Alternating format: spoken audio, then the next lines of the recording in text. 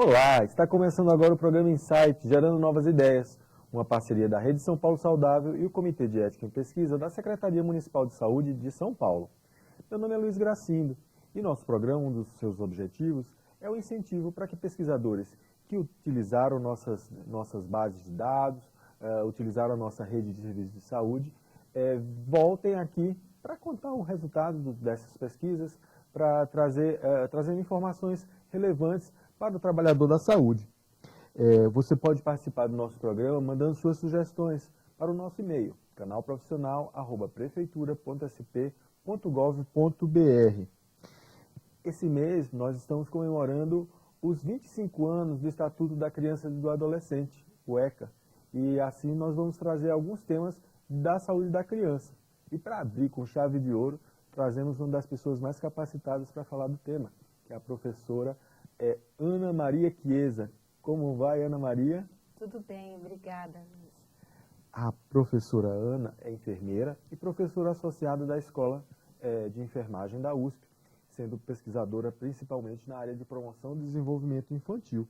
Ela vai apresentar aqui para a gente os resultados de uma pesquisa dela recente, que foi concluída, cujo título é Promoção de Melhorias na Atenção Primária à Saúde, com foco no desenvolvimento infantil, fortalecendo os profissionais e a família, que foi desenvolvida em unidades da Coordenação Regional Oeste, no Butantã.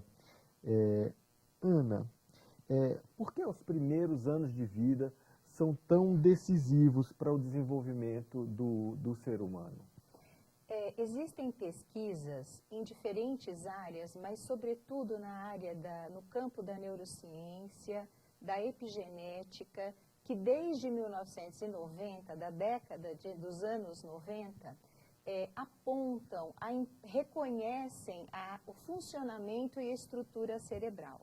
A partir desses conhecimentos, então, que o conceito de plasticidade cerebral passou a ser melhor conhecido e foi identificado que o período, desde a gestação até os primeiros 3 anos de vida, constroem os fundamentos, as bases para o melhor desenvolvimento cerebral, que inclui o ponto de vista cognitivo, emocional e relacional, que o indivíduo vai aproveitar durante todas as fases da vida no seu desenvolvimento. Essa fase dura até os 3 anos. Tem um período mais sensível e mais importante, onde a velocidade com que existem conexões cerebrais, as sinapses, tem uma velocidade, um ritmo que antes a gente não sabia que tinham essa intensidade. Por isso que o projeto, inclusive, usou esse termo, janelas de oportunidades, porque é um período sensível que é bom a gente aproveitar, né? E também a gente partiu do diagnóstico de que, apesar de os documentos oficiais no Brasil sempre colocarem a necessidade de monitorar crescimento e desenvolvimento infantil, na prática a gente percebia que existia mais o enfoque do crescimento, avaliação de peso e altura, e menos do desenvolvimento infantil. Então, a gente percebia que, se é uma fase tão importante, ela vinha sendo negligenciada do ponto de vista do seu monitoramento e avaliação. Ana, você falou um pouquinho já do projeto Janelas de Oportunidades, chama Nossas Crianças Janela de Oportunidades. Fala um pouquinho para a gente conhecer melhor o que é esse projeto. Então, esse projeto ele surgiu também numa janela de oportunidade da rede, quando, em 2001, a Secretaria Municipal de Saúde adotou a implantação em maior escala do Programa Saúde da Família na época, agora a Estratégia Saúde da Família. Então, a ideia foi aproveitar um momento de mudança, de expansão da rede via Estratégia Saúde da Família e substituição de em algumas unidades, a mudança do modelo para desenvolver uma tecnologia para a equipe de saúde da família, que ao invés de ter, então, o pediatra, teria o médico de família, a enfermeira de família, os auxiliares e técnicos de enfermagem e os agentes comunitários. Então, o projeto Janelas, ele foi desenvolvido nessa ocasião em parceria com USP e Unifesp, Associação Comunitária Monte Azul, Pastoral da Criança, Unicef, né, para pensar nessa tecnologia para fortalecer as ações que promovam o desenvolvimento infantil, reconhecendo que esse é um período tão importante. Que inclui não apenas capacitação dos profissionais. Ele tem duas vertentes. Uma vertente é a formação dos profissionais para estabelecerem um diálogo mais apropriado acerca do desenvolvimento infantil e não somente avaliar se a criança tem ou não os marcos de aquisição esperados para a idade, né? E o outro eixo é desenvolver um material, que no caso é o caderno da família, para deixar com a família, para estimular a família a adotar práticas de cuidado promotoras do desenvolvimimento infantil. Do ponto de vista de inovação tecnológica, que a gente chama de tecnologias leves, tecnologias leveduras, né? Em relação ao modelo assistencial, ou seja, da forma de compreensão de saúde e doença, o que é que ele é inovador, o projeto Janelas? Ele inova, sobretudo, em dois aspectos. O primeiro é de superar a visão, a proposição programática. Na proposição programática, nas consultas de rotina, você tem que avaliar se a criança atende ou não o que é esperado para a faixa etária dela. Tem que andar com tantos meses, tem que falar com tantos meses. Exatamente, porque isso denota que ela está seguindo o seu, um processo contínuo, um processo complexo de superação de uma condição de extrema dependência e vulnerabilidade no recém-nascido para uma maior autonomia e independência com 6 anos de idade, que é quando termina a primeira infância, né? Então, a gente está falando de primeira infância, 0 a 6. Primeiríssima infância, 0 a 3, né? Primeiro momento. Então, esse processo, ele acontece, claro, por fatores hereditários, genéticos, mas a ciência comprova hoje que o ambiente é muito importante nesse processo. E quando a gente fala de um bebê, a maioria, né, o ambiente é qual? É a família, né? Que a maioria não está na creche. A gente tem ainda uma cobertura de creche que está longe de chegar nos 50%. Claro. Então, assim, mesmo que em São Paulo a gente já tenha um número maior, se você pensar no Brasil, a cobertura ainda é em torno de cerca de 30%, contando públicas e privadas. Então, a grande maioria dos bebês, nesse período tão importante do desenvolvimento, está com a família. Então, a grande questão do Janelas é como ampliar as competências familiares para colocar em prática cuidados adequados, que não são cuidados complexos, então acessíveis a todos, desde que sejam alertados, sensibilizados e apoiados para adotar essas práticas.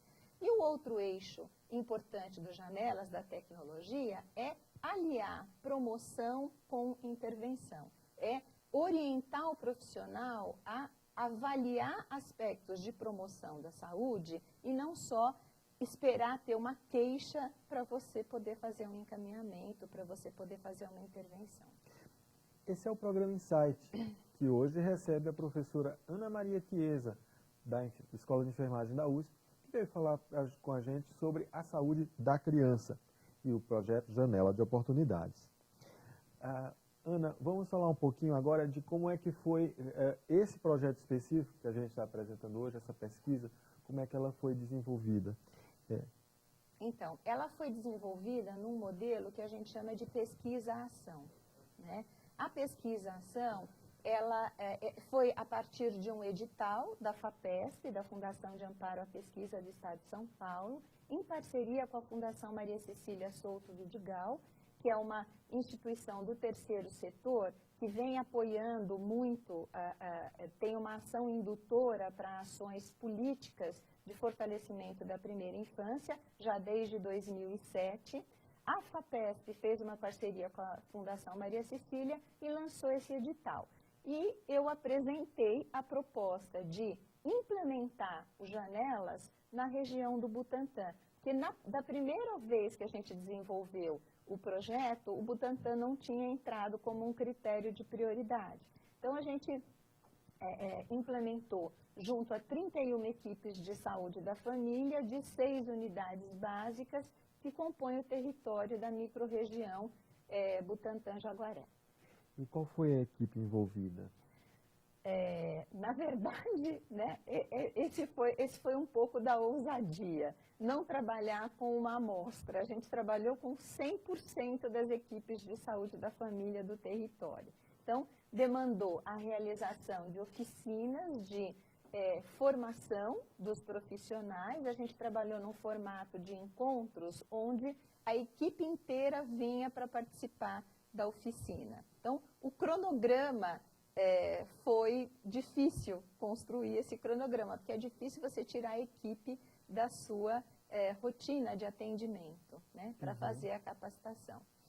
E depois, então, a equipe conhecia o material do caderno da família e se comprometia a entregar o caderno da família para suas gestantes e famílias com crianças menores de 3 anos para fazer o uso do monitoramento e avaliação das práticas promotoras do desenvolvimento infantil. E quantos encontros duravam essas oficinas?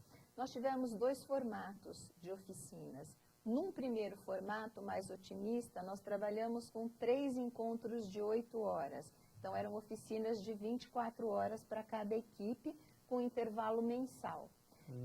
Como isso foi demorando muito, a gente acabou mudando, e outras demandas de formação apareceram no final de 2013, aí nós mudamos o formato e trabalhamos com um roteiro prévio de leitura e discussão, vídeos, uma série de coisas, e um encontro de 8 horas para fazer a síntese. Então, essas 31 equipes receberam 2 formatos de formação. E foi tranquilo o apoio institucional da região, né, da coordenação, da supervisão técnica de saúde, das UBS, das gerências? Isso. Nós tivemos, a pesquisa teve a aprovação do Comitê de Ética, né, da Prefeitura e com o aval da supervisão técnica do Butantã, e a construção do cronograma das capacitações, da indicação dos períodos, né, foi feita em conjunto com o núcleo de pesquisa do projeto Região Oeste, que é quem está na gestão da rede nessa região. Assim, claro, e também tivemos uma cessão de um espaço que é a ETEC o Irapuru, né, na região próximo do Paulo VI, da UBS Paulo VI, e lá a gente conseguiu, então, não era o melhor espaço, mas foi um bom espaço para reunir os profissionais para poder desenvolver o trabalho. Bacana. Ana, agora vamos ver uma pergunta enviada por uma enfermeira da Estratégia de Saúde da Família, que perguntou para a gente como é que foi enfim, ela está perguntando a respeito dos resultados. Acho que a gente já pode começar a falar um pouco dos resultados. Como foi avaliada a apropriação dos conhecimentos por parte dos profissionais? Então, os profissionais, a gente percebeu que o formato de 24 horas foi melhor para trabalhar essa compreensão mais aprofundada acerca... Só relembrando que as equipes estavam inteiras, né? Então tinha médico, enfermeiro, auxiliar e a ACS. E nós tivemos também a participação nessas oficinas de profissionais do NASF. Ah, inclusive o NASF também participou. Também participou. Então, Na equipe nuclear, que foi onde a gente teve a melhor avaliação, né, de incorporação, entre médicos e enfermeiros, a gente percebe que os enfermeiros se incorporaram mais do que os médicos, né? E no formato de 24 e de 8 horas, houve uma melhor apropriação no formato de 24 horas. Então, a ideia é de que a gente, de fato, apesar de não ser um tema novo, desenvolvimento infantil, essa outra abordagem precisa de um tempo para que as pessoas reflitam, compreendam e se sintam amparadas para dar um passo no sentido de incorporar essa mudança no seu dia a dia. Mas foi muito bem avaliado poder estar a equipe inteira, os ACS junto com os enfermeiros, auxiliares e médicos, foi bem avaliado esse formato da equipe pensar conjuntamente como fazer para incorporar uma tecnologia no seu dia a dia. Que acaba sendo um ganho até para o trabalho em equipe, né? Exatamente. Por outro lado, é mais difícil. Demora mais, porque para tirar a equipe inteira é mais difícil. Verdade. Eu não sei se você concorda, mas eu vejo a categoria dos auxiliares de enfermagem como a mais esquecida da saúde da família. Eles são meio só para fazer e nada de pensar. E você traz o auxiliar de enfermagem para esse processo, para estar pensando junto com a equipe estratégias de atenção. Eles teve uma boa resposta? Como é que foi avaliada a participação dos auxiliares de enfermagem, particularmente? Luiz, eu concordo totalmente com o que você falou. Na primeira edição do Janelas, o auxiliar não tinha sido pensado, ele não tinha sido incluído. Dessa vez, a gente já incluiu e eles tiveram uma receptividade muito grande, inclusive pensando em como abordar a família na sala de vacina. Porque, às vezes, a gente pensa que desenvolvimento infantil é uma temática só para consulta programada. E o auxiliar de enfermagem ou o técnico, ele encontra aquele bebê todo mês, praticamente, na sala de vacina. E é um momento onde, se você tiver esse olhar ampliado para fazer a clínica, você deixa de fazer somente um procedimento e faz um cuidado, né? É uma janela de oportunidade. Outra janela de oportunidade. Que foi muito positivo. E assim, o envolvimento... E surgiu deles mesmos essa ideia. Que bacana. E como a gente trabalhou numa metodologia em que no último período da capacitação a equipe tinha que propor uma forma de usar o material, muitos auxiliares puxavam para si a responsabilidade, dizendo, não, mas eu posso fazer isso. Não, eu quero fazer isso. E, enfim, eu acho que você tem toda a razão. Ele não tem por que não ser chamado para participar desse desafio de ampliar a clínica. E a participação dos agentes comunitários, como se deu? Então, os agentes comunitários acabam sendo as pessoas, os trabalhadores que têm a maior oportunidade de contato com a família, de conhecer os meandros, de conhecer tanto os pontos positivos como os pontos mais frágeis e mais difíceis, né, do contexto familiar.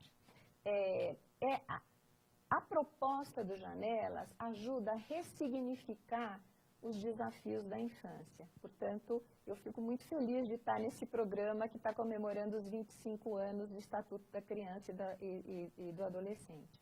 Porque muitas vezes a gente trata as questões da infância só a partir do senso comum.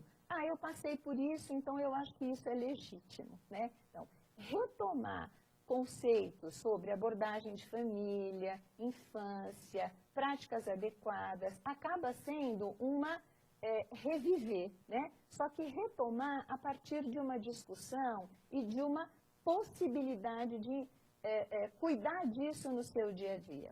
E a perspectiva do Janelas não é só identificar problemas, ela é fundamentalmente ativar os potenciais. Então, eu acho que isso, para o agente comunitário, também representou um fazer diferenciado. E um fazer onde ele pode ter ele pode enxergar o resultado desse aconselhamento, dessa orientação, dessa identificação de aspectos mais singulares de cada família.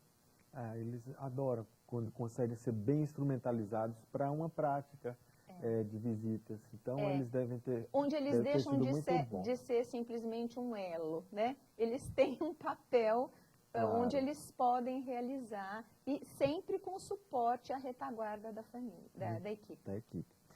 Esse é o programa Insight, que hoje recebe Ana Maria Chiesa, da Escola de Enfermagem da USP, que veio falar com a gente sobre a saúde da criança, as janelas de oportunidades. Ana, teve algum resultado que te surpreendeu na pesquisa? A gente ainda precisa aplicar a linha de base.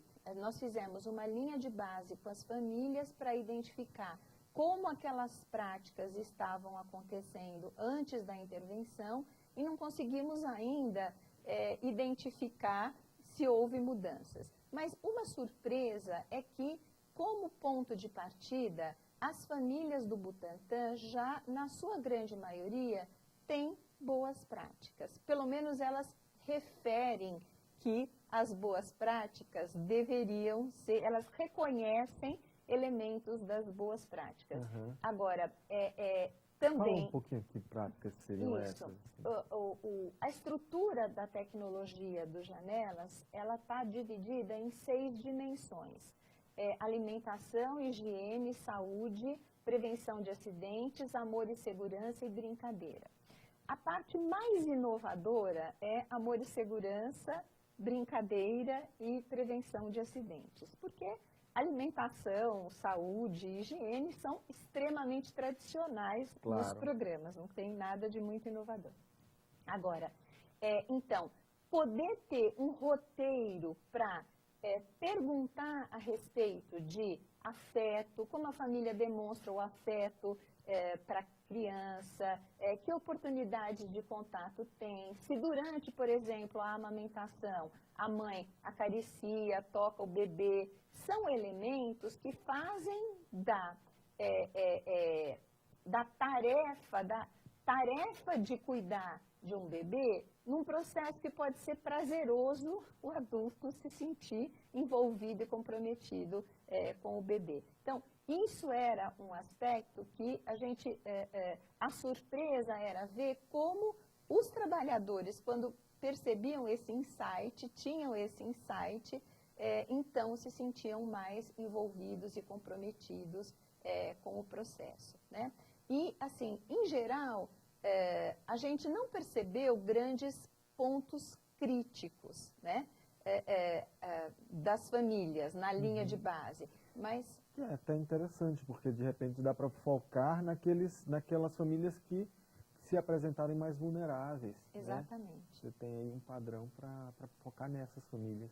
Agora, a grande perspectiva do Janelas é que ele, quando implantado de forma universal para todas as famílias cadastradas nas equipes, a gente consegue ter um screening a respeito de como são essas práticas familiares. Então, você não vai mais ter aquela criança que, quando entra na escola, que vai apresentar, vai ter uma suspeita de algum problema, e aí você trabalha a partir da doença, né?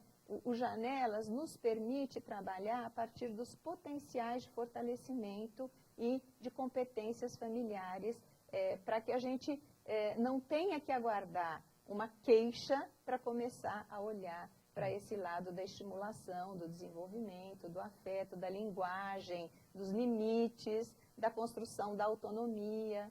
E pelo que eu estou entendendo, não sei se eu estou falando uma bobagem, mas deixa de condenar, de estar julgando aquela mãe se ela está fazendo certo ou errado. Pelo contrário, você vai estimular ela a fazer coisas bacanas, incentivar as coisas bacanas que ela já está fazendo e dar outras ideias de coisas bacanas que ela pode fazer. Exatamente. A proposta é exatamente essa. Muito bem.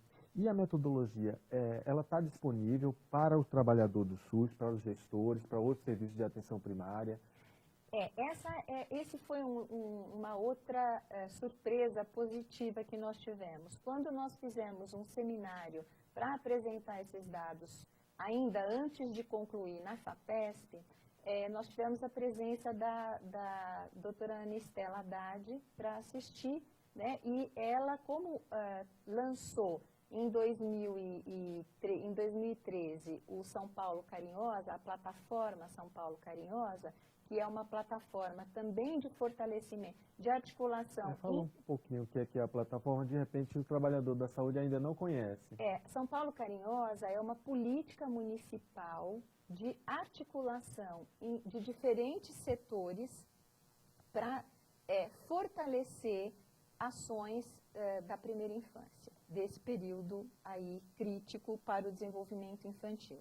E a saúde é um dos setores que participa das ações do São Paulo Carinhosa. E junto com educação, assistência social, assistência e desenvolvimento social, esporte, cultura, enfim, várias secretarias, né? E ela está pensada principalmente para 8 territórios de maior vulnerabilidade para a infância, né? Onde você tem mais índices de violência, de problemas de mortalidade infantil, onde você tem problemas mais críticos. E o passo seguinte é incluir os Janelas nesses 8 territórios para a saúde poder participar do São Paulo Carinhosa também com essa tecnologia de fortalecimento das práticas profissionais e familiares. Então, é o melhor resultado que a gente podia pensar em termos de política pública. Muito bacana. Então, o pessoal dessas regiões vai ser aí agraciado com esse projeto que realmente é muito revolucionário do ponto de vista do modelo assistencial.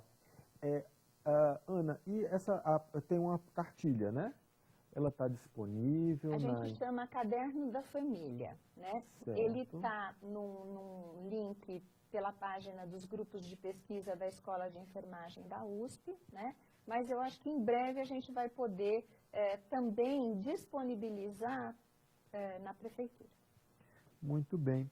E, enfim, eu queria que você falasse um pouco sobre os 25 anos do ECA, dissesse alguma coisa que você traía nessa área de saúde da criança há tanto tempo. O que é que você fala para a gente a respeito disso?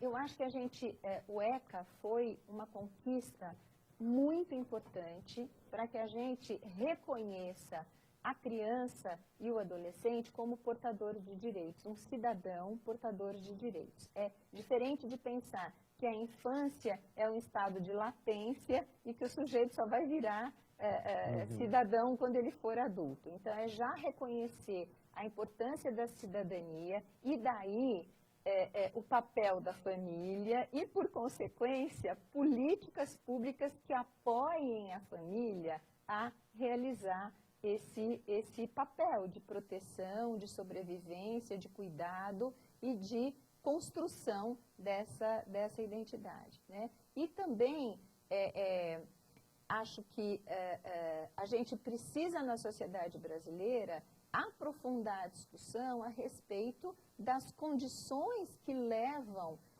a você ter diferentes possibilidades de infância, né? E não só já analisar a partir de resultados do que você encontra. Eu acho que a gente precisa se comprometer desde a gestação a criar oportunidades para que o desenvolvimento ocorra de uma forma que não tolha a capacidade do indivíduo num momento onde ele ainda não pode se defender. Ana, foi muito bom fazer esse programa contigo, mas infelizmente está chegando ao fim. O programa Insight, que recebeu aqui nos estúdios da Escola Municipal de Saúde a professora Ana Maria Chiesa, da Escola de Enfermagem da USP, pesquisadora da área de promoção do desenvolvimento infantil, que veio falar com a gente sobre a saúde da criança e o projeto Janela de Oportunidades. Ana, gostaria de fazer algum agradecimento? Gostaria primeiro de agradecer o programa pelo convite, né? Gostaria de lembrar que Essa pesquisa só foi possível com o apoio da FAPESP e da Fundação Maria Cecília Souto Vidigal e agradecer, acho que chamar a atenção para a importância dessa ação, agora da São Paulo Carinhosa, onde a gente vai poder articular com outros setores para poder ter melhores práticas. Nós que te agradecemos, Ana, foi uma honra muito grande te receber. Eu sou Luiz Gracindo, o programa Insight vai ao ar toda terça-feira ao meio-dia, aqui no canal Profissional, essa TV que é feita por você e para você.